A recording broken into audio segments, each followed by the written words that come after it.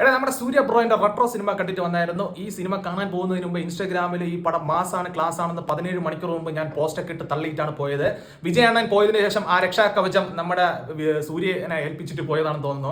പക്ഷേ ഇതൊരു കംപ്ലീറ്റ്ലി കാർത്തിക് സുബരാജ് സിനിമയാണ്. കാർത്തിക് സുബരാജ് എന്റെ സിനിമ എന്താണെന്ന് മനസ്സിലാക്കി പോകുന്ന ഓഡിയൻസിന് ഇത് നന്നായിട്ട് ദഹിക്കും.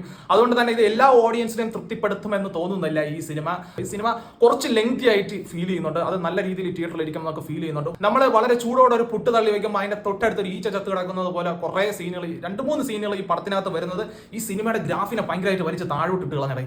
സൂര്യ ബ്രോ വേറെ ലെവൽ ആക്ടിങ് എന്ന് വെച്ചാൽ പുള്ളിയുടെ പെർഫോമൻസ് ടോപ്പ് വെച്ചാണ് പുള്ളിക്ക് കൊടുത്ത സാധനം. പുള്ളി അത് ഫൈറ്റ് സീനുകളായാലും പെർഫോമൻസ് ആയാലും ലെവൽ സാധനമാണ്. ജോജുവിന്റെ പെർഫോമൻസ് ആയാലും അടിപൊളിയാണ്. നമ്മളെ ജയറാം വരുന്ന സീനുകളൊക്കെ നന്നായിട്ട് അദ്ദേഹം അത് പെർഫോമൻസ് ചെയ്തിട്ടുണ്ട്. പ്രകാശ് രാജ് നാസറും വരുന്നുണ്ടെങ്കിൽ എനിക്ക് നാസറിന്റെ പെർഫോമൻസ് ആണ് ഭയങ്കരമായിട്ട് ഇഷ്ടപ്പെട്ടത്. പൂജ ഹെഡ്ജിന് ഇതിൽ കുറച്ചൊന്ന് അഭിനയിക്കാനൊക്കെ അവസരങ്ങൾ കൊടുത്തു. പക്ഷെ അവരെ അത് വലിയ വെറുപ്പിയിരുന്നില്ല. ഞാൻ വെറുപ്പിച്ച് തള്ളുമെന്ന് വിചാരിച്ചതെങ്കിലും അവരുടെ സീനൊക്കെ നന്നായിട്ട് ചെയ്തു. എന്നിരുന്നാലും ഒരു പ്രത്യേക സീനിൽ അവർക്ക് കുറച്ചൊന്ന് പ്രാധാന്യം കൊടുത്തത് തിയേറ്ററിൽ ഒരു കല്ലുകടി ഉണ്ടാക്കി.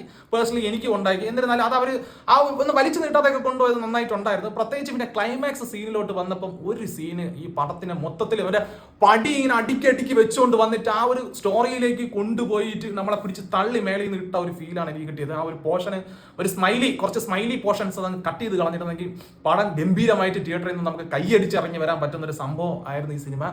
ഈ സിനിമയ്ക്കകത്തേക്ക് നമ്മളെ പതുക്കെ ബിൽഡ് ചെയ്ത് മേളിലോട്ട് കൊണ്ടുപോയി അതിന്റെ BGM ആയാലും മ്യൂസിക് ആയാലും എഡിറ്റിംഗ് ആയാലും എല്ലാം സെറ്റാക്കി ഒരു കാർത്തിക് സുബരാജ് സംഭവം. അതാണ് ഈ സിനിമ കണ്ടപ്പോൾ എനിക്ക് കിട്ടിയ ഫീൽ.